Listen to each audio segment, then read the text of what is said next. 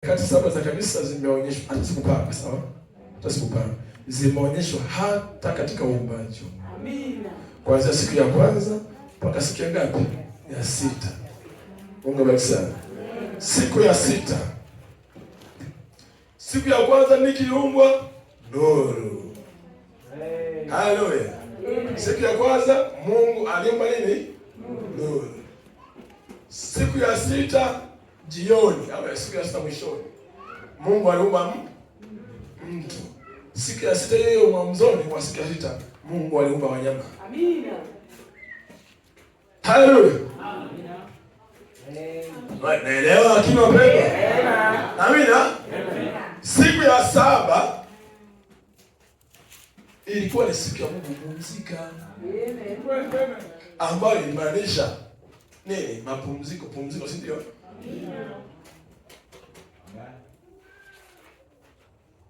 Si kweli hapo? Aya. Pote. Aya. Kwenye wanyama kwa ufunuo wa nabii sasa, sawa? Bwana pia anazungumza. Mnyama wa hali ya chini sana kwa jina wote ni nani? Chura. Sawa kabisa. Sawa? Aya. Mnyama wa hali ya juu zaidi kuliko wengine wote ni nani? Wameshakosa tatu. Mimi nazungumzia Mwanzo moja. Siko Mwanzo mbili. Mnyama wa hali ya juu kuliko wanyama wengine wote. Nyoka. Amen. Alikuwa ni nyoka. Amina. Mungu bariki sana. Amen. Alafu Mungu alipomfanya mtu katika sura ya mwanadamu, katika sura ya nyama, alimpa sasa maumbile na nini ya mfano wa nyama. Na ndiye alikuwa wa hali ya juu sana sasa. Chini yake ikafuatia nani sasa? Nyoka. Usielewa vizuri? Amina. Amina. Na nyoka alikuwa karibu sana na mwanadamu, kiasi kwamba nyoka aliweza kuongea. Tena ndio mnyama pekee ambaye angeweza kujamiana na mwanadamu kuongeleza mtoto. Na hiyo mtoto ameeleza uzao. Viumbe vingine vitaviwezekana. Mungu abariki sana. Amen. Kwa hiyo nyoka ndio alikuwa wa hali ya juu sana kwa wanyama wote, kwa wanyama nazungumza. Sawa? Ila Mungu alipomweka mtu katika sura ya mfano wake ndio alikuwa kiumbe wa hali ya juu sana kuliko viumbe vingine vyote. Sasa ni maana pendwa.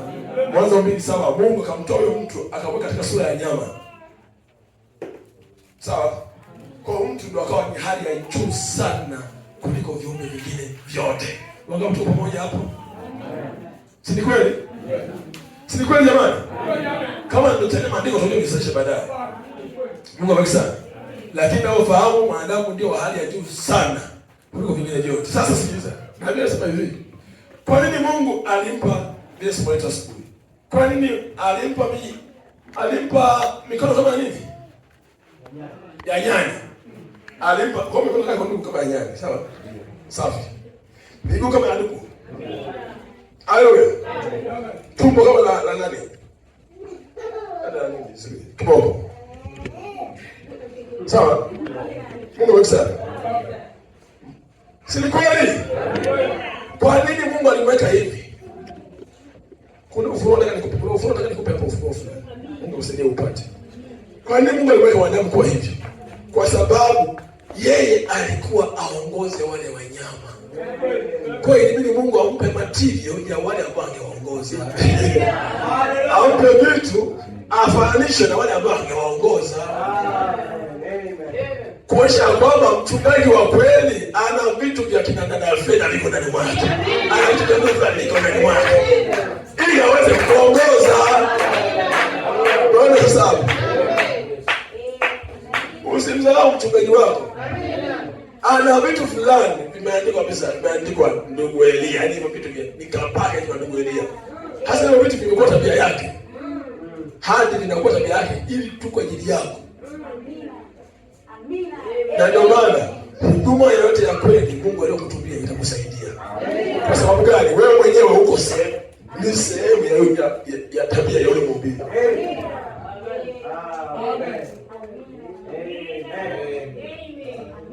Kama waaminio wote, waumini wote wa ujumbe, nikwambie wana matendo kama ndugu Branham. Wana vitu wana vitu kama ndugu Branham. Amen. Kwa sababu wanapokea nabii, anapokea dhahabu yake. Amen. Ndio maana unasikia watu wanaongea kama ndugu Branham. Safi kabisa. Sababu ndio mtu pekee ambaye kumweka wasi mwike huyo. Amen. Amina. Kuliko mamposa sio? Ndio. Sasa mamposa wakaanza kuuza maji hapa. Maji kasika. Amina. Watu wamerogwa na maji na keki ya upako.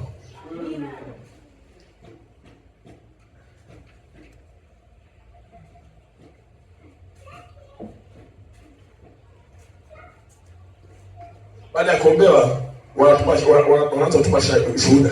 Mtumishi, leo mtumishi, unasemaje? Jana nimelala, baada ya kumalizia ule mchanga chini ya umungu, nikakuta mjusi anakufa mlangoni. Piga Yesu makofi. Mjusi. Piga Yesu makofi. Mjusi kwa mlangoni. Sasa mjusi nini? Sasa mjusi.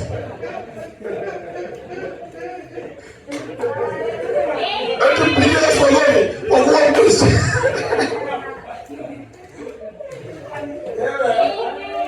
Si kweli?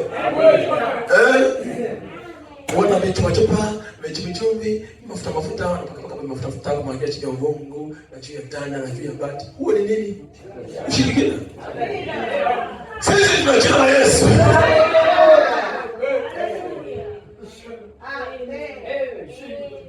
Ndio kabisa huo. Bikopokopo, nenda pale, bikopokopo na kujinua. Na kuagiza malizia imeandikwa rise and shine, ukawangaze na uweze chini ya bongo nini. Shika maji yako kwenye chupa, na watu wamedanganywa na wabili kama hao wako wamejaza, na afu mama ni wengi. Wanashida gani mama? Lakini ndio mama wanashida gani? Wengi kweli. Yaani sikiliza, wakina mama hawa ndio wamejaza kanisani, wakina mampoza na kwa waganga. Amen. Watu wako tu wenyewe. Amen. Yaani wanawake ndio wametapakaa kila sehemu. Kwa waganga, hata wachai wengi wanawake.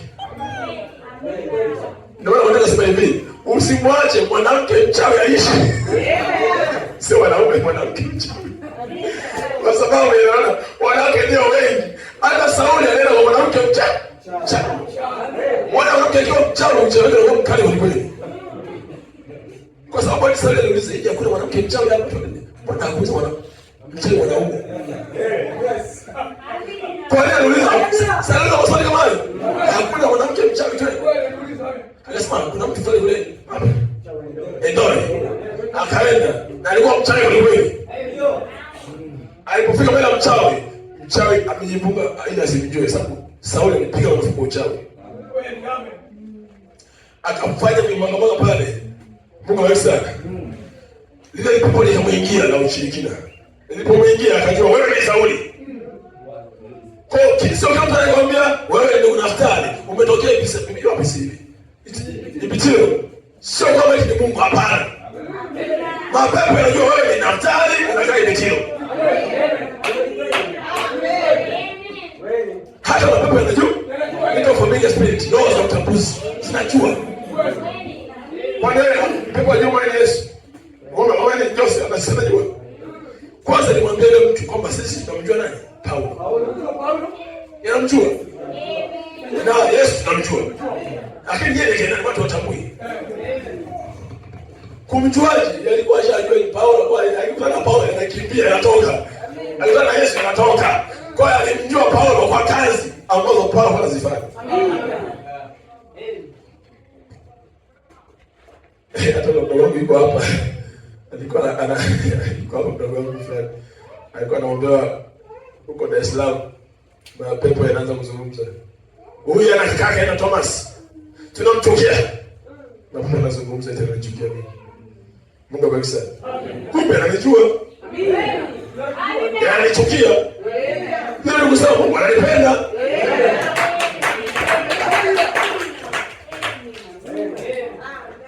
Pepo ananichukia. Mungu sita furaha kweli. Kumbe shetani ananichukia hivi.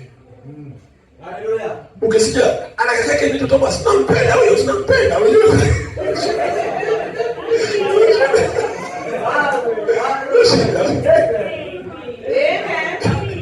Haleluya. Haleluya wapendwa. Jambo tudogo sawa. Nyoka ndio alikuwa kitu hali ya juu sana, si ndio? Si ni kweli? Mungu alitumia siku ngapi za uumbaji? Siku 6, si ndio? Sawa? Hiyo siku 6 miaka mingapi? Miaka 6000. Kwa hiyo miaka 6000. Hiyo ndio kusema kumbe mwanadamu aliumbwa mwaka wa 6000. Mwishoni kuna miaka 6000 mwisho ndio aliumbwa mwanadamu. Si ni kweli jamani? Amen. Na mwaka huo 6000 mwishoni, yule 6000 au enda mwanzo labda ndio aliumbwa nani? Wanyama. Kwa sababu siku ya 6 hata wanyama pia ndio waliumbwa siku ya 6. Pamoja na mwanadamu alikuwa wa mwisho.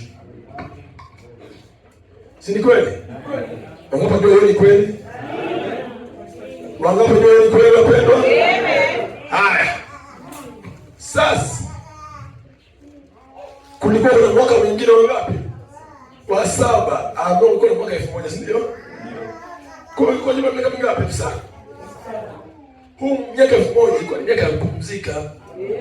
Mungu apumzike na Adamu wake. Lakini Mungu alipumzika kweli, ila Adamu hakupumzika hiyo miaka 1000 hakuifikisha. Kwa sababu baadaye baada ya kutoka katika mwili wa nyama, huyu mwanadamu hakuishi miaka 1000 kuifikisha.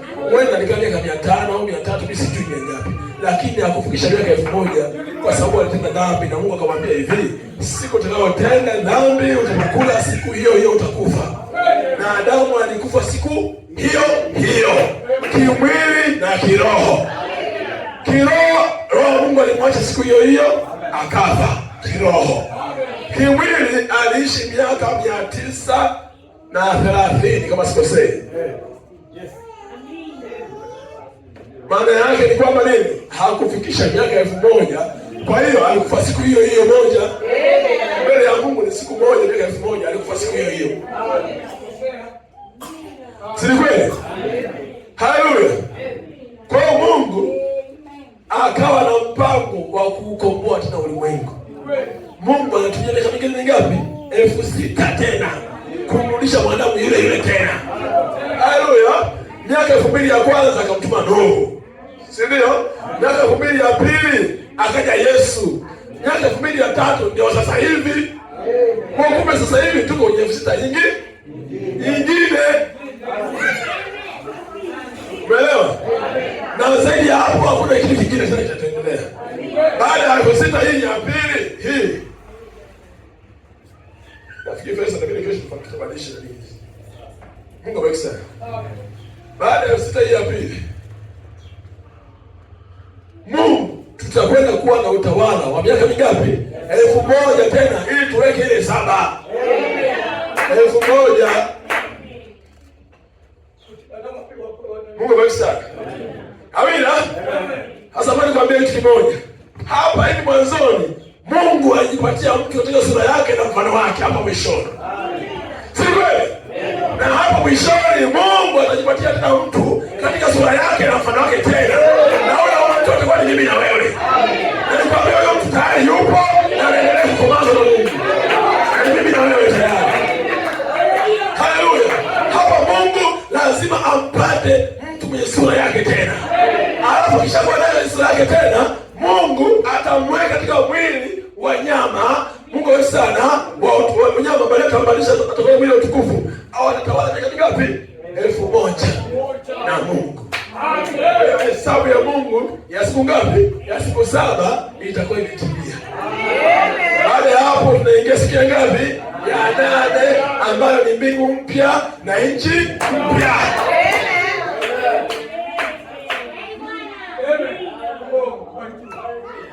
Mungu abariki sana. Mbingu mpya na nchi mpya. Siku ya 8. Sasa hii ni ndio inaenda kutokea. Mungu asifiwe. Bwana abariki sana. Amen. Sasa kwa kitu kimoja. Kama hapa miaka 6 mwishoni ya pili, ndipo Mungu anampata mtu katika sura yake na mfano wake. Hiyo ni kusema hapo mwishoni miaka 6 ni wakati wa 7 wa kanisa. Sisi kwa hiyo sasa, hiyo ni kusema hapa mwishoni ambapo mtu atamsema mtu kwenye 6 tuko kwenye 6 nyingine ya mwisho. Hiyo ni kusema 6 inapokamilika ndio wakati wa 7 unakuwa umefikia hapo. Haleluya! Kwa hiyo ni kusema kwamba kumbe hata Adamu mwenyewe alipatikana wakati wa 7 wa kanisa. Mungu sio aliona sasa. Hiyo ni kusema hata Adamu mwenyewe alipatikana wakati wa 7 wa kanisa. Ndipo Mungu akajipatia mtu katika sura yake na mfano wake.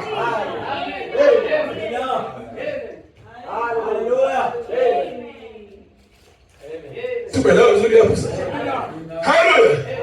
Tuna kitu kingine. Mungu aitokea nani? Chini yake. Chini yake. Nyoka. Haleluya. Sasa sikiliza. Nyoka ndio alikuwa kabisa mwanadamu. Amen. Kiasi kwamba aliweza kudanganya. Mungu bariki sana. Na Biblia inasemaje? Roho ya mpinga Kristo itakuwa karibu sana na kweli kiasi kwamba ingewapoteza watu wote, yamkini hata wateule. Haleluya! Hiyo roho iko tena leo, roho ya nyoka tena ipo. Mungu bariki sana. Na nikwambie, nyoka alikuwa anakaribia sana kwa mwanadamu mpaka Hawa akamdanganya. Lakini nikwambie, mwanamke wa siku za mwisho hata danganya na nyoka tena. Kwa sababu gani? Kule nyoka alidanganya sababu gani? Adamu alikuwa hajamuwahi. Leo hii Adamu ameshatuwahi. Tuna mimba tayari sisi. Haleluya! Tunasubiria kumzaa mwana. Yesu Kristo aje. Tayari umepewa mimba na Roho Mtakatifu na mimba. Wewe ni kila na mimba.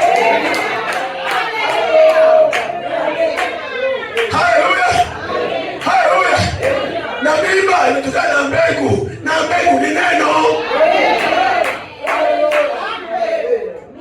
Na neno la Mungu kwa Mariamu lilileta na malaika. Alipoliamini akapokea mbegu, na malaika wetu tunamwamini tumepokea mbegu. Sasa sikiliza. Mambo ya ubiri ni ukishakutana na mwanaume, sawa? Ukapata mimba, ikajijenga tayari kwa muda fulani kadhaa, hakuna ndio mwingine anaweza kuingia tena. Mlango unafunga. Sikiliza, sisi tuko sisi tumefungwa. Service. Mlango wa kizazi. Mlango wa kizazi. Amen. Wa kiroho. Ndio. Biharusi umefunga. Amina. Na ndio maana ukiniambia wewe unadanganya na kufisha uongo wako, wewe sio biharusi. Ndio, kabisa. Amen. Ndio. Sio biharusi wao wanadanganya wewe. Amen. Na leo kwenye kanda. Na leo Jumatano staki. Na leo si nini? Wewe umenyakuliwa. Masiku ya nani? Wewe hujasio biharusi. Amen. Kabisa. Amina. Mara Santiago, mara leo Coleman, basi leo nini? Masa kitana kanda, nikawahubiri. Mara si nini? Amen. Mara nini? Filipi nini? Filipi kakuu. Amen. Mara Santiago, mara si nini? Mara kitu gani? Mara imenyakuliwa. Mara si ya nani? Mara si kitu gani? Unajua tu kuna mawili na kubwa sana, uenda sio mteule. Kama ni mteule kweli anaweza kaimba yumba, ila akishampokea Roho Mtakatifu utakao umeumisha tena. Ukishaona tunasipuka mara mafundisho fulani, kisha mafundisho fulani. Sisi pale Mafinga tulikuwa na dada fulani, nikwambie, alihudhuria ibada kama kadhaa hivi, anaona wepo Mungu unashuka. Mungu anashuka pale. Mungu bariki sana. Yupo tu anatuangalia. Kumbe alikuwa anasubirishia apate agapao. Baada ya kupata agapao akatumia message, mchungaji, kwanza leo mimi siji, nimepata agapao, nitakuwa sasa ujumbe nyumbani. Huyo mtu roho kitu gani? Alikuwa na roho ya kutuja kanisani tu. Juzi nampigia simu mwezi huu tu, mwezi huu wa 6. Mwezi huu wa 5 nadhani. Kama si wa 5 kwa mwanzo mwanzoni. Anasema eti ana mchungaji Daniel wa Dar es Salaam anamfuatilia. Akauliza, ni mwaminio? Si mwaminio, lakini anahubiri injili ya kweli. Kuisha huyo, si ndio? Kuisha kabisa hapo. Nafuatilia semina ya mchungaji Daniel iko Goba, Dar es Salaam. Anatoka Mtongani, anaenda Goba. Kanisa la Mtongani liko jirani naye. Anasema eti anakosa nauli si nini. Anaomba kwenda. Ila anaenda kwa mchungaji Daniel Goba. Ambao ni parefu sana kufika Goba kutoka Mtongani. Kwa ambao wamekaa Dar es Salaam. Si kweli? Mtu anayefahamu kutoka Mtongani mpaka Goba si parefu. Sasa Mtongani sio kanisa pale. Na sasa yule mchungaji ndio alishuhudia pia. Amen. Eti aende ni kanisa la Dweleki. Aenda kwa mchungaji Daniel kwenye kuna semina. Anamfurahia sana, anamfisha kwamba ati mbinguni amedanganywa.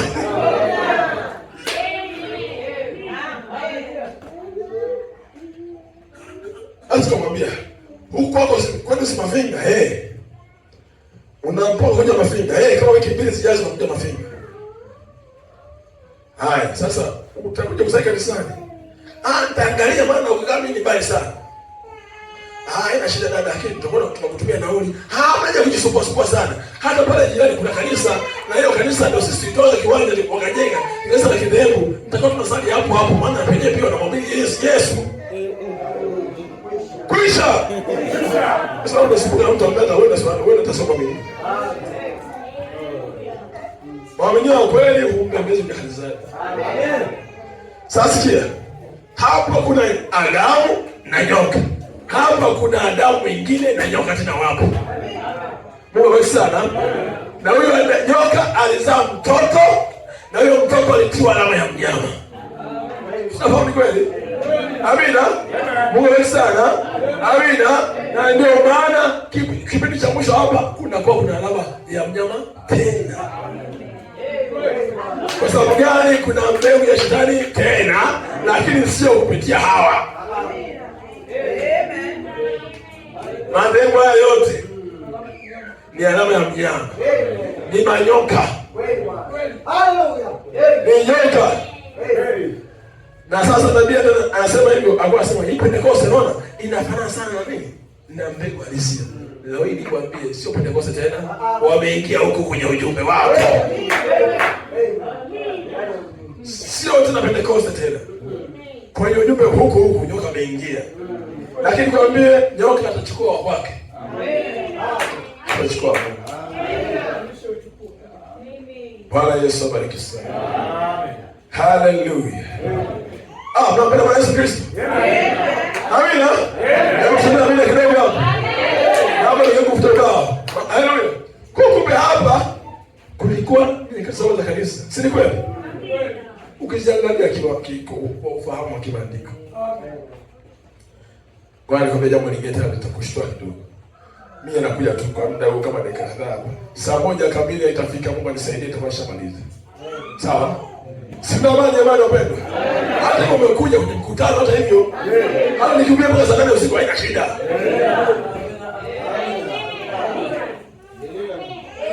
Ukijiona unaangalia saa, chunga. Uende nyoka amekuvamia. Bwana Yesu abariki sana. Haleluya. Aya. Hizo ni nyakati za kanisa kwenye uumbaji. Sawa?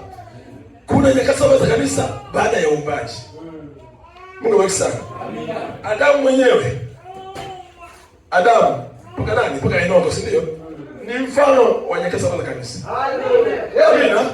Na Adamu ilikuwa ni kanisa la Efeso. Si kweli? Ni kanisa la Efeso gani? Huyo alianza vizuri akaweza vibaya. Alipoteza upendo wake wapi? Wa kwanza. Kama vile Efeso alipopoteza. Haleluya. Yaani shida ni Nikolai tena. Aliruhusu mtu fulani amtawale mke wake. Aliruhusu mtu fulani amtawale mke wake ambao ni kanisa lake. Ikatawaliwa na shetani badala ya Mungu ikaanguka. Si ni kweli hapo bado?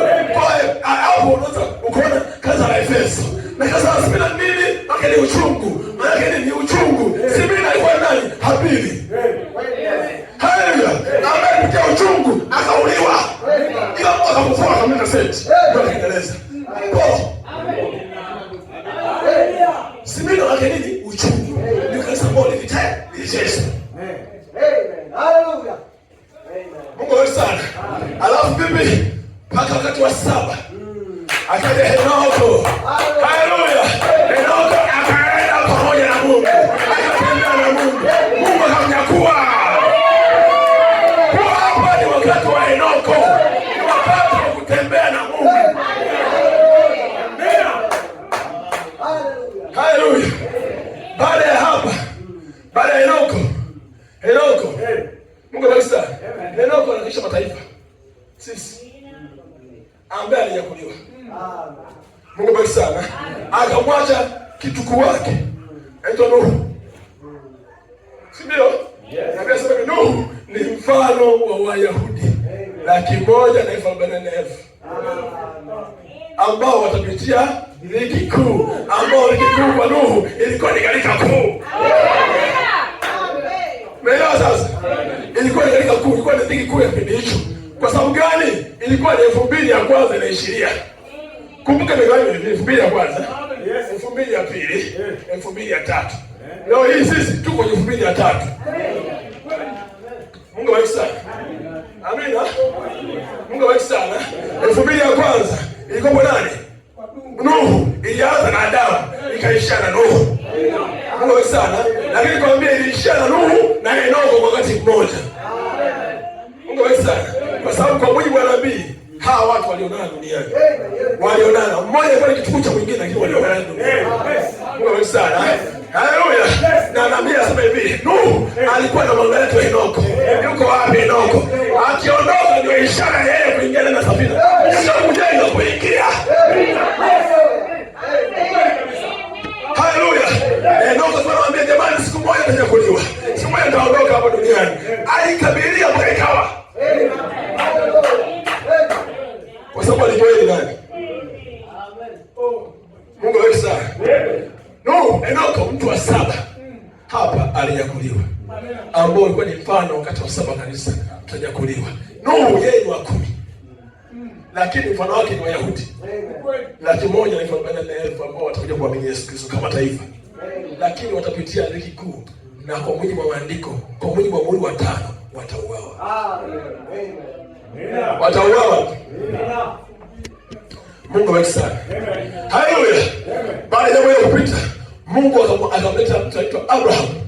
Hapa 2000 ya kwanza mwanzoni, akamleta mtu anaitwa Abraham ili alete ni picha ya watoto wake wa aina mbili. Ambao mtoto wake wa kwanza anaitwa nani? Anaitwa Isaka, sivyo? Mungu awabariki sana. Amina. Mtoto wake wa pili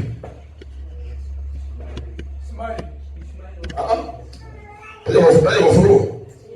Mwana wa Yesu Ibrahim nani? Yesu, sio Isaka. Sawa? Yesu. Mungu awabariki sana. Amina. Kutoka kwa huyu Isaka wakaja taifa la nini? Israeli. Kutoka kwa Yesu sisi. Sisi ndio tutakuja baada ya Yesu. Israeli kama taifa wamkataa Yesu. Ila sisi mataifa kama mtu binafsi basi tumemwamini. Kwa mataifa au sema biarusi, sivyo? Amina. Kwa hiyo Ibrahimu mwenyewe alipitia nyakati 7 za kanisa la maisha yake. Mpo? Kwanza alipitia hatua ya kuitwa, akapitia kipindi cha kizuri sana cha Efeso. Baadaye akaregea mpaka akakimbia kwenye nchi, akaenda wapi? Akaenda Misri. Si ni kweli? Baadaye anakuja mambo kama magumu, akapitia mateso makubwa sana. Mungu awabariki sana. Mpaka katika hatua ya kutengana nani? Na Lutu. Si ndio? Jambo linaendelea mpaka inafika mwishoni, ambapo nabii anaita ilikuwa ni wakati wa vuguvugu tena. Ulikuja siku za Ibrahimu. Mungu awabariki sana. Amina wapendwa. Alikuwa nani? Lutu. Ndugu yake mwaminio vuguvugu. Mungu awabariki sana. Amina. Na mwishoni mwa hapa Mungu alikuja katika mwili wake mwenyewe wa nyama duniani. Na Ibrahimu alikuwa akikuja nini? Akimojea ahadi ya nini? ya mwana ambao ni sawasawa kusema unyakuo. Mungu awabariki sana. Na Ibrahimu alibadilisha mwili ili aweze kupata unyakuo. Si ni kweli upendo? Amina. Sasa haya mambo yalitokea kwa Ibrahimu. Akamaliza nyaka 7 zake za kanisa. Na dhiki kuu iliyotokea kipindi kile ilikuwa ni kuchomwa kwa Sodoma. Ilikuwa ni mfano wa dhiki kuu. Kwa sababu kila mwishoni mwa huduma ile mwana wa Adamu kuna dhiki kuu. Na kuna ufufuo na kuna unyakuo. Mambo matatu. Basi bariki sana. Haya, ukiachana hiyo, ndio kwa Israeli. Israeli wenyewe kama taifa walikuwa na nyaka 7 za kanisa. Sasa watu waamini hawezi kusema tu. Wao wanachanganya. Sasa nitakusomea kwa nabii mwenyewe. Mimi sipanga kuhubiri yote haya, ili nakuja tu yenyewe. Nitakusomea kwa nabii ndio tuondoke. Ili usiulize maswali baadaye, sawa? Ili ujue kama nabii ndio anasema hivyo, sio mimi. Mungu awabariki sana. Israeli ndio wenyewe walikuwa nyaka 7 za kanisa. Mungu awabariki sana. Unasema kuna kanisa lilianza pale Pentecost. Na mimi nasema ni kweli. Lakini kuambia muda wote Mungu alikuwa na kanisa lake. Hata maandiko yanasema hivi, Musa yeye ndiye aliyekuwa na kanisa jangwani. Si kweli? Sura ya 7 kitabu cha Matendo ya Mitume. Inasema ni Musa alikuwa na kanisa kule jangwani. Kumbe kule jangwani kulikuwa kuna kanisa. Na kama kuna kanisa, basi kanisa hilo lilikuwa na nyaka 7 za kanisa. Wewe kuonyesha sasa. Mungu awabariki sana. Hapo mwishoni. Ndugu watu wanielewe. Ngoja nisomee. Mungu awabariki sana. Mnaamini ndugu bwana? Amina. Mnaamini? Amina. Hii sio mimi sikupanga kufundisha, nikakuja tu yenyewe. Sawa? Sinaamini ndugu bwana? Amina. Basi kama naamini bwana basi nitaiona leo sasa. Ujumbe nito kuvamia kwa Marekani.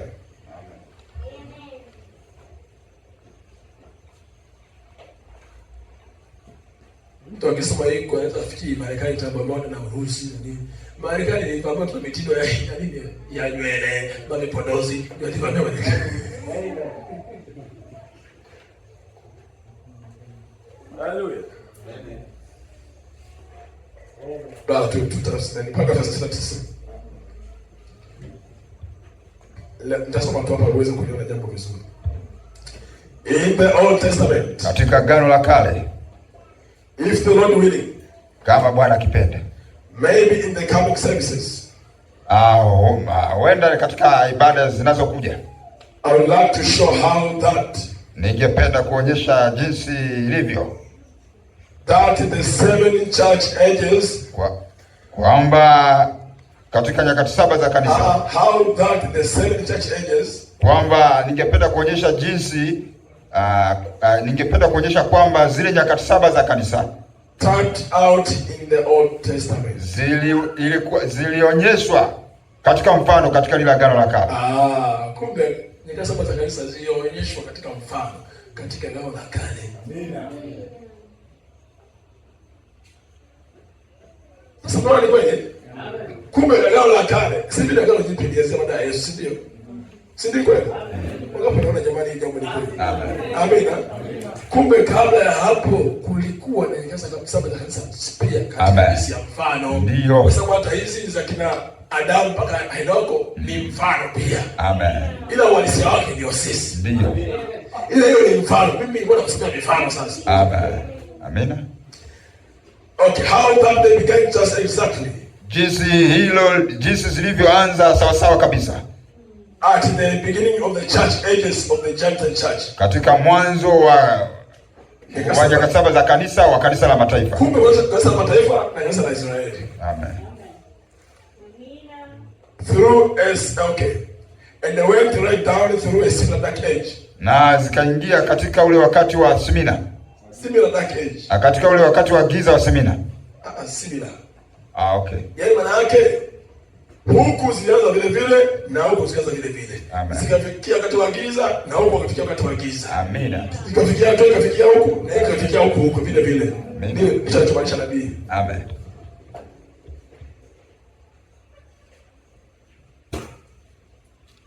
Bwana asifiwe sana. Amina. Ujumbe mwingine unaitwa water of separation, maji ya farakano. Bwana Yesu abariki sana.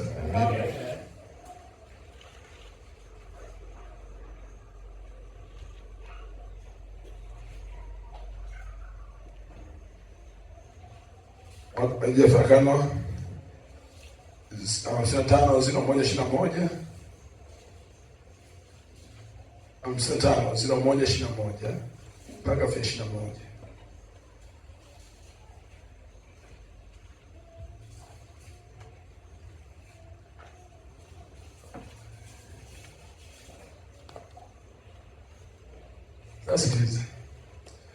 Notice. Just speaking of it in the 3 dispensation. Nikinena tu juu yake katika vipindi vya nyakati vitatu. Wangapi wanifuatilia? Tusinzie mpendwa. We could bring it down through the Old Testament. Tungeweza kulileta kupitia nyakati saba, kupitia Agano la Kale.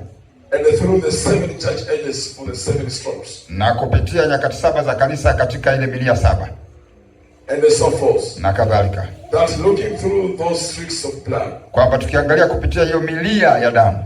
The 7 different streaks represented in the 7 church ages. Ile milia tofauti 7 iliwakilisha nyakati 7 za kanisa.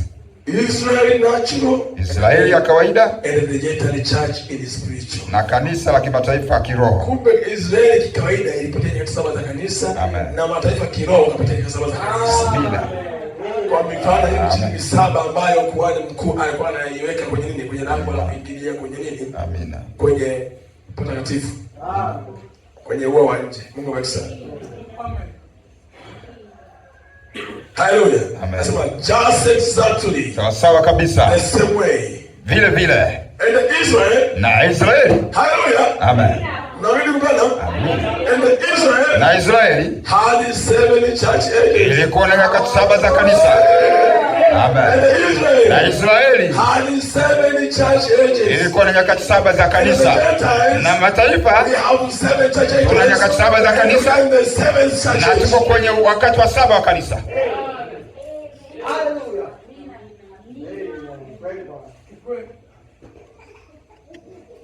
Hapo kusomea tu ili uweze kunani tu.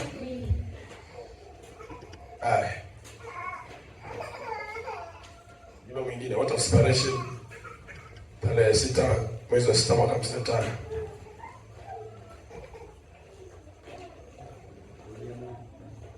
Maji ya farakano wa tarehe 6 mwezi wa 6 mwaka 1955 paragrafu ya 24.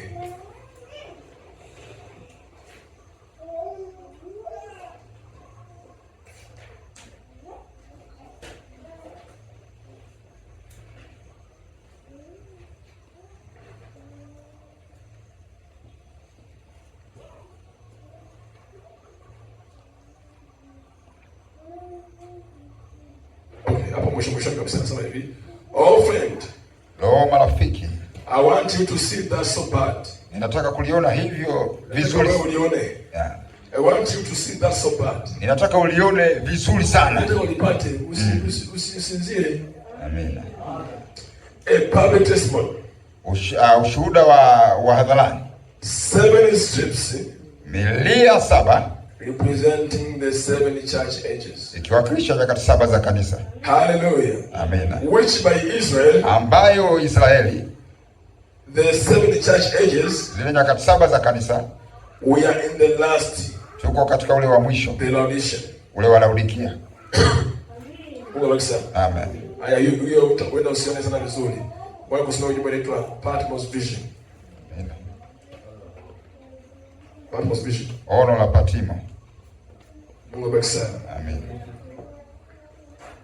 Ono la Patimo. Mungu akisa. Amen. Bwana Yesu abariki sana wapendwa. Amen.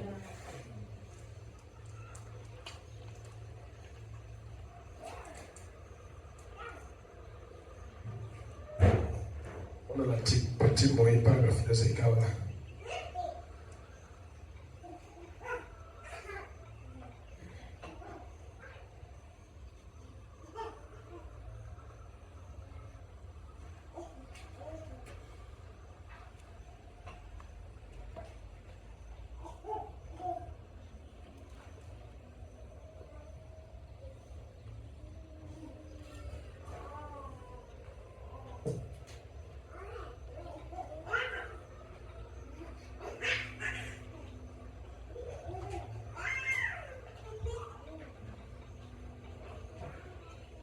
hapa paragraph ya 182.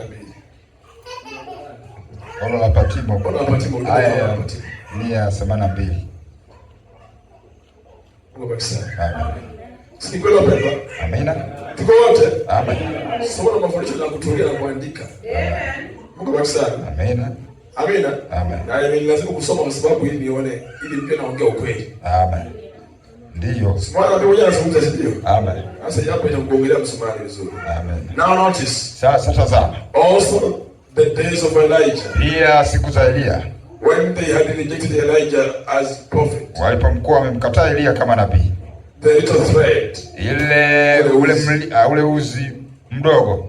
The ancient church age. Ule wakati wa zamani wa kanisa. Ule wakati wa kanisa wa zamani. Amen. Hivi unajua kuna 7 church ages. Nyakati 7 za kanisa. Ni kanisa moja linapitia kipindi sana. Amina. Umeona? Amen. Sasa Biblia inasema kuna ule wa zamani, maana yake ni kabla huo hujaanza. Ndio. Amina. One of these days. Moja wapo ya siku hizi. Sikia sasa nabii anasema hivyo. Siku inasema hivyo. Ndio. Nabii anasema hivi. One of these days. Moja wapo ya siku hizi. I will bring up. Nitaleta. And they show you that. Na kukuonyesha kwamba Israeli had 7 church ages too. Ilikuwa ni nyakati 7 za kanisa pia. Ilikuwa. Kwamba Israeli ilikuwa ni nyakati 7 za kanisa pia. Ilikuwa ni nyakati 7 za kanisa pia. Amen. Amina.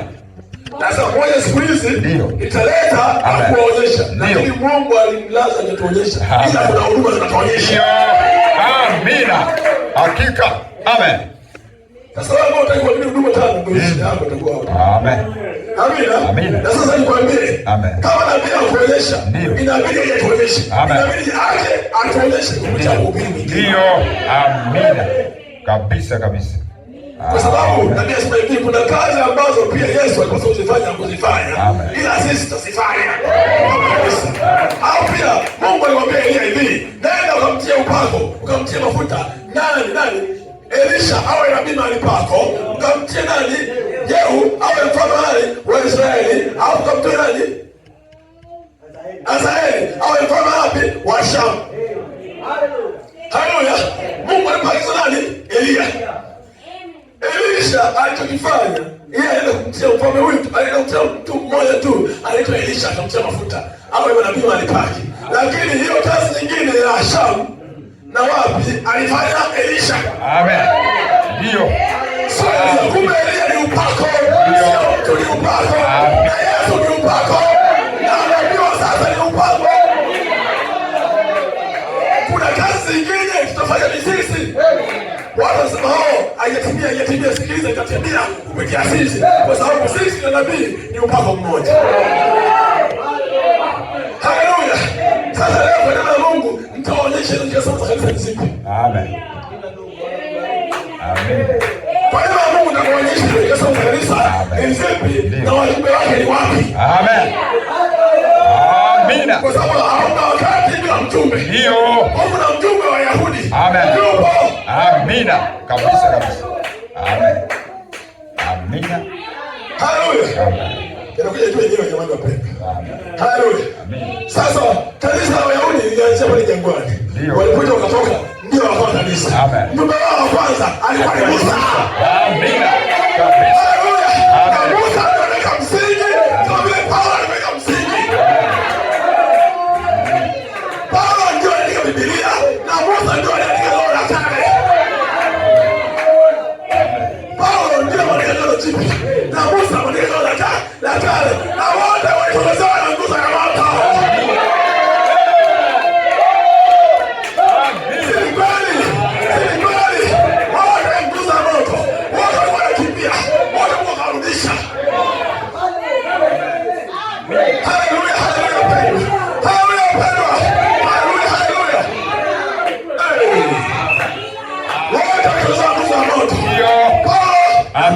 Ndio. Kwa sababu gani? Amina. Ndio wanaoanza. Ndio.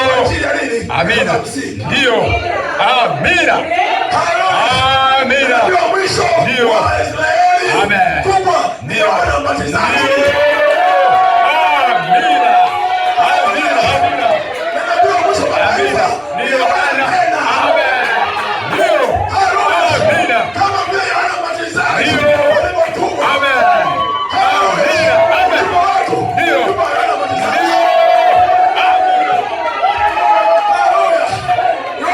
ubatizaji. Ndio. Nikwambia hivi.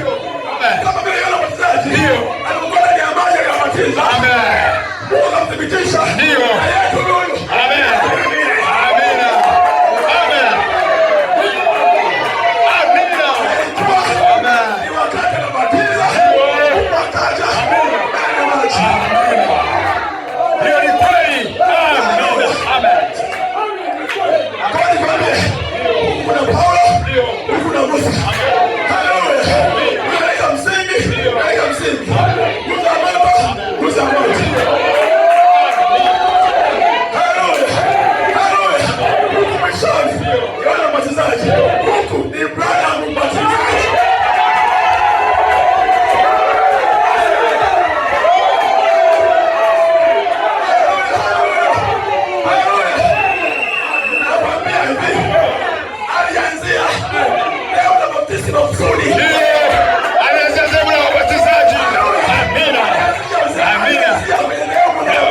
Amina, wabatizaji. Ndio.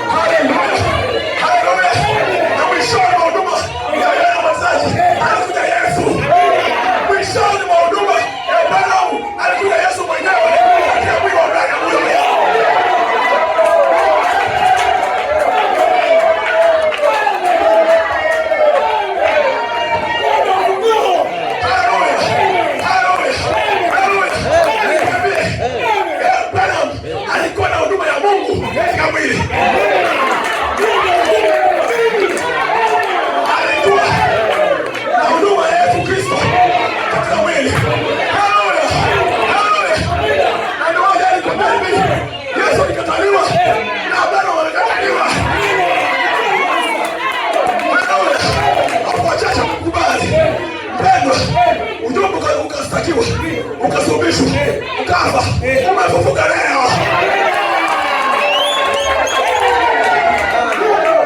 Ujumbe umefufuka leo, umefufuka leo.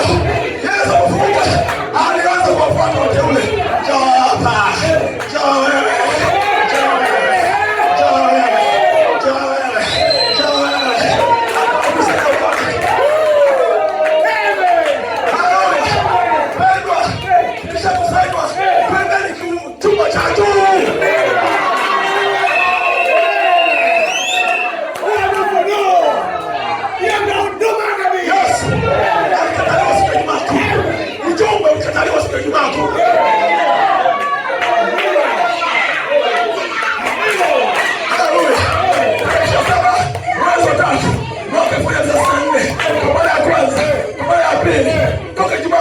kwanza Yesu. Kitendo kwanza kapiga dunia nzima. Kuonyesha kwamba Yesu amekataliwa tena. Kwa pili. Haleluya. Hiyo ni kusema Yesu kishaondoka. Wanafuata matendo ya mitume.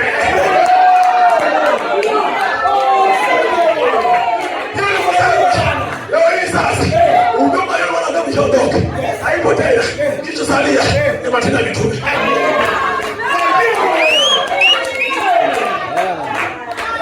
Haleluya. Na matendo ya mitume ni mitume, manabii, wainjilisti, walimu na wachungaji. Kwa hiyo mtu anayepinga huduma tano yuko nje ya neno la Mungu.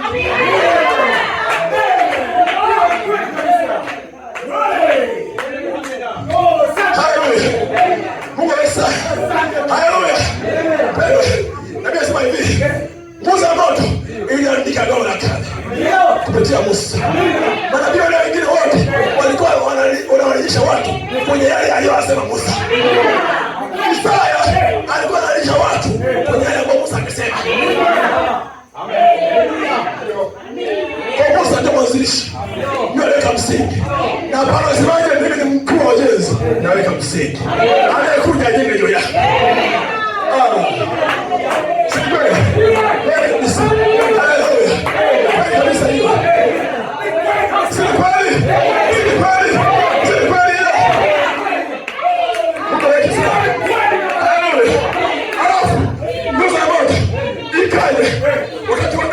Wakati wa Paulo ikaandika agano jipya.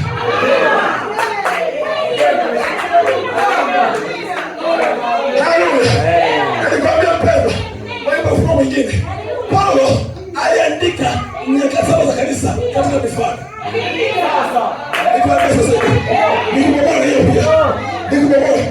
Hivi na habari kwamba Paulo aliandika kanisa saba. Na habari ya kiukweli mpendwa, tuna makanisa 8. Kanisa la kwanza mpaka la 7 ni mataifa. Sawa.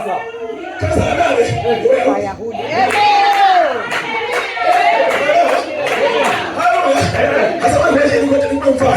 Kanisa la kwanza, haleluya, ni Efeso.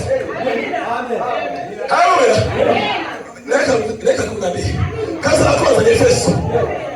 Kitabu cha Efeso ni Paulo, si ndio? Haya, kanisa la pili, Warumi. Kanisa la tatu, Wakorintho wa kwanza na wa pili, wote ni Wakorintho. Alafu kuna Wagalatia. Alafu kuna Wakolosai. Waisabikisa. Amina. Nasikia. Wakolosai tuweke nyuma kidogo, sawa? Kuna maana yao. La kwanza ni Waefeso. La pili Warumi. La tatu Wakorintho. La tatu, la nne Wagalatia. La tano Wafilipi. La sita Wasalonika, wa kwanza na wa pili, wote ni Wasalonike. Amina. Haleluya. La 7 ni Wakolosai. Kanisa la 7 ni kanisa la Wakolosai. Kolosai. Hapo hakuna kanisa lingine la mataifa. Linafuatia kanisa la Wayahudi, ndio Waebrania. Kwa kwamba injili itakaa kwa kipindi 7 kwa mataifa, alafu tena kwa Wayahudi. Imekaa mwishoni kabisa, kwa sababu ni mwishoni wa ujumbe wa Paulo. Si kweli hiyo tu. Kwani ujumbe wa mwisho wa Paulo yupi? Waebrania. Lakini kwa mataifa ni Kolosai. Hasa kwa mwisho wa Kolosai Laodikia. Paulo aliwaandikia Wakolosai, akawaambia hivi, huu ujumbe, huu waraka ambao leo unasoma kwenu, ukasome na kwa Laodikia. Hapo Laodikia usome kwenu. Sio hapo. Maana yake kuna miaka 2 kwenye wakati mmoja wa 7. Kuna Pentekoste na bibi harusi.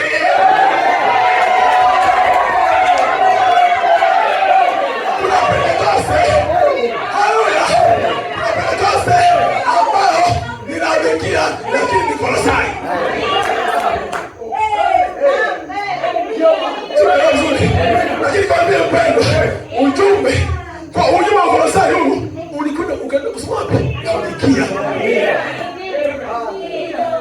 Anawaandikia. Ukija kusoma kumbe Paulo aliwaandikia waraka wa Kolosai, lakini waraka haupo, haufahamiki. Lakini nikwambie, ile ilikuwa ni siri official. Ilikuwa ni ujumbe wa Mungu ambao unapaswa kufunuliwa kwa watu. Nje ndio ambao umeandikwa. Kile kusema kuna ujumbe mbili wakati wa mwisho. Kuna Kolosai iliyoandikwa na kuna mwingine aliandikwa ili kufunuliwe. Ambao ni ufunuo, ambaye ni sawa.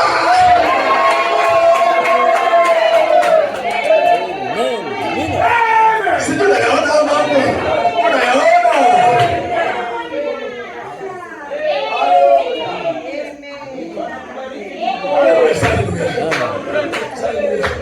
Sasa ndio ndio ndio ndio.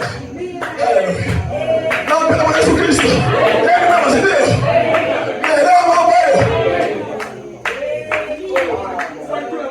Asante Bwana Yesu. Haleluya. Sasa ndio sema hivi. Kama vile nguzo ya moto ilivyoandika Biblia. Kwa aliona kale kupitia Musa. Musa ndio aliandika Mwanzo mpaka Kumbukumbu la Torati. Ni Musa. Mungu amesema. Alafu Paulo aliandika nyaraka zote hizo sana. Na wanani ambao ni siri. Haleluya. Unajua Biblia hakuna kitu kikosewa. Kila kitu kama alipata. Kile Paulo alipata. Hata waraka wa Kolosai ni wa Galatia, waamini wa Laodikia ambao hawatufahamu, lakini nilikuwa ni kitu fulani na maanisho ya imani.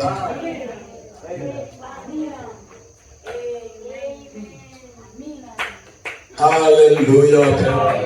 Hallelujah, praise God. Hallelujah. Mungu abariki sana.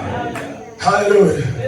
Sasa nasema hivi, nguzo ya moto iliandika Agano la Kale kupitia Musa. Nguzo ya moto iliandika Agano Jipya kupitia Paulo. Nguzo ya moto inakuja siku za mwisho kuifasiri Biblia nzima. Kwa maana yeye ana nguzo ya moto kwa ajili ya kufasiri Biblia nzima.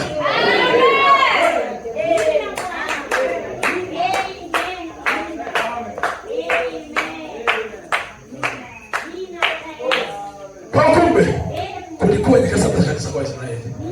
Haleluya. Na huko wa kwanza ni Paulo, huko wa kwanza ni Musa. Huko wa mwisho ni Yohana Mbatizaji, huko wa mwisho ni Branham Mbatizaji. Alafu baada ya huduma ya Branham Mbatizaji inakuja huduma ya Yesu. Kuna alikuwa mtu mmoja tofauti na Yohana. Huku ni mtu mmoja anayehuduma mbili. Haleluya. Amina. Amen. Tunamwambia ndugu, mbona sasa wajumbe wale vile hawataja? Tutajia leo nisikuachi. Na utajia leo wajumbe wote. Na nikwambie kama vile nabii aliwapata wajumbe 7 wa kisasa cha kanisa kwa ufunuo, na mimi kwa neno la Mungu niliwapata kwa ufunuo.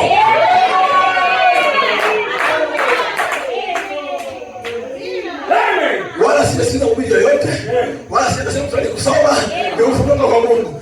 Kama unaamini katika ufunuo, basi utasikiliza. Jumbe ya kwanza ni Musa. Amen. Jumbe ya kwanza huko mwanzoni ni Adamu. Jumbe ya kwanza huko mwanzoni ni Musa. Jumbe ya kwanza huko mwanzoni ni Paulo. Alikwambia ningeweza kuacha jumbe Adamu mwenyewe alikuwa anatoa nguzo la moto. Ambaye mhubiri huyo kanisa lake lilishindwa. Si kweli?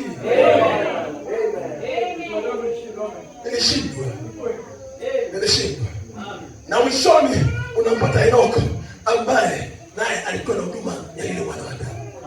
Kwa sababu alitembea pamoja na Mungu. Sio alitembea na Mungu, alitembea pamoja na Mungu. Amen. Kumbe Mungu alionekana kama kimwili kabisa. Akampa imani ya unyakuo. Amen. Kwa sababu ile unyakuliwe na sio Mungu aonekane katika mwili. Kwa hiyo anaye Bwana Mungu katika mwili. Amen. Amina. Amen. Nabii asema Henoko ni nabii mkuu. Ndio nabii wako. Hasa chini hapo. Kwa sababu unaniamini, utabii uniamini tu. Ningekuwa nasema ningekuonyesha. Kwa sababu hawa nao wataje sasa ndio manabii ambao Mungu anasema ni manabii wako. manabii wakuu nikwambie ndio wajumbe wa nyakati 7 za kanisa kwa Wayahudi. Nabii wa kwanza nani? Paulo. Nabii wa pili nabii Samueli, sio Yoshua. Yoshua alikuwa mjumbe wa Paulo. Si kweli? Yoshua alikuwa mjumbe wa nani? Wa Musa. Kwa sio mjumbe. Haleluya. Amen. Umeelewa sasa? Kina Nathan na kina Daudi walikuwa wako chini ya Samueli. Mungu sana. Baada ya hapo nabii mwenyewe anasema kwamba ule wakati uliofuatia Elia alikuwa ndio mjumbe wa kanisa la Pergamo ya Israeli. Iko chini huko. Amen. Elia ni mjumbe wa tatu. Elisha sio mjumbe kwa sababu gani? Alikuwa na ujumbe wa Elia. Haleluya. Baada ya Elia unampata Isaya. Baada ya Isaya unampata Yeremia. Baada ya Yeremia unampata Ezekieli. Baada ya Ezekieli unampata Yohana Mbatizaji. Amen. Hao ndio wajumbe wakubwa. Ndio. Kwa Wayahudi. Na wa mwisho ni Yohana Mbatizaji. Na wakati Yohana anakuja, yalikuwa kwa madhehebu. Kama vile Yohana yetu alipokuja, alikuta madhehebu. Haleluya. Na mwishoni mwa wakati wao akaja Yesu. Amen, ni utimilifu. Mwishoni huku anakuja Yesu kupitia mwili alikubali mpende tena. Ile huduma ya yule mwana wa Adamu. Ni Yesu tena duniani. Huko wa Israeli, huko mataifa. Mungu wa sana. Jambo nenda. Israeli wakamkataa Masihi wao, si kweli? Wakapitia dhiki kuu kama taifa. Siku za Tito, si kweli? Taifa zima likaangamizwa, si ndio? Wengine wakakimbia kidogo na huko. Ilikuwa ni dhiki kuu kwa taifa hili. Haleluya, amen. Kweli kabisa. Alafu ukatokea unyakuo. Unyakuo ni wa Yesu na tatifa wengine wa kwanza. Si kweli? Si kweli? Amen. Na mwisho ndivyo hivyo. Kutakuwepo na ufufuo wa kwanza, kisha unyakuo wa Yesu. Yesu gani? Yesu wewe. Haleluya. Kisha itatokea dhiki kuu sasa ya dunia nzima. Kwa sababu ni Yesu tena amekataliwa. Mungu awabariki sana.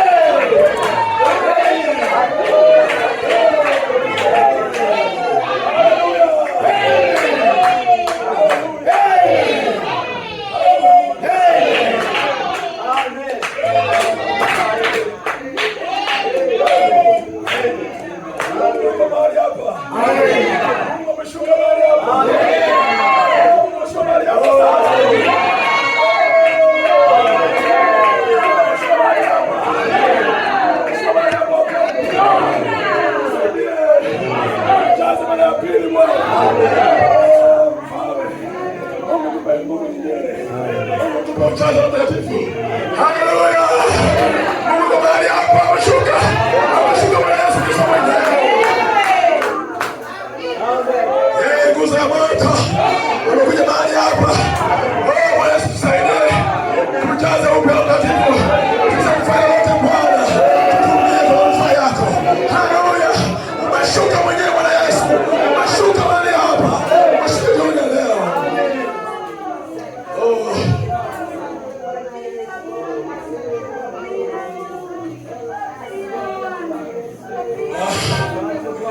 Haleluya. Yesu Kristo yuko mahali hapa. Yuko mahali hapa Yesu Kristo. Haleluya. Haleluya. Omba lolote. Omba lolote sasa. Omba lolote. Tupasimento. Omba lolote. Yesu mahali hapa. Haleluya. Yuko mahali hapa Yesu. Haleluya. Usimwache upite. Usimwache upite. Yuko mahali hapa Yesu. Yuko mahali hapa Bwana. Yuko mahali hapa. Yuko mahali hapa. Kama mfalme.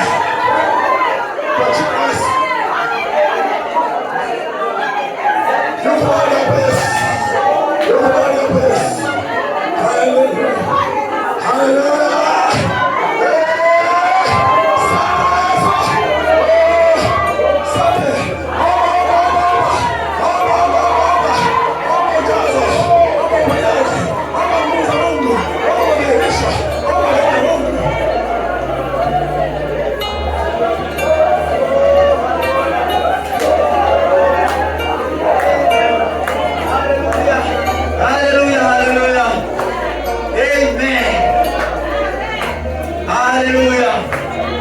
Kwa uwepo wake wa ajabu. Usiruhusu kupite Bwana. Yuko mahali hapa.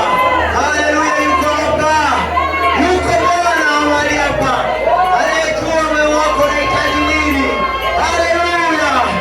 Yeye anaweza kufanya lolote. Anaweza kujaza moyo wote wenye uhitaji. Yuko mahali hapa Bwana. Haleluya. Amen. Haleluya. Imekupasa kuandika tena kitabu cha Matendo ya Mitume. Imekupasa kukiandika tena. Haleluya. Yuko hapa Bwana. Yuko hapa. Haleluya. Haleluya. Umtukuze Bwana.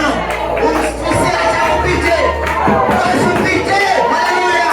Usipite hata mara moja. Haleluya. Asante Bwana. Usimwache akupite.